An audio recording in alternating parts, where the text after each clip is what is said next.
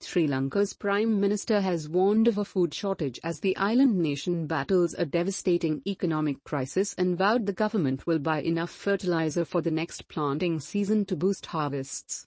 A decision in April last year by President to ban all chemical fertilizers drastically cut crop yields, and although the government has reversed the ban, no substantial imports have yet taken place.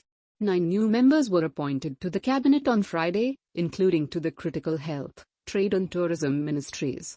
But he did not name a finance minister. Tourism-dependent Sri Lanka is facing a dire shortage of foreign exchange, fuel and medicines, and economic activity has slowed to a crawl. The central bank governor said on Thursday foreign exchange had been secured from a World Bank loan and remittances to pay for fuel and cooking gas shipments, but supplies are still to flow through.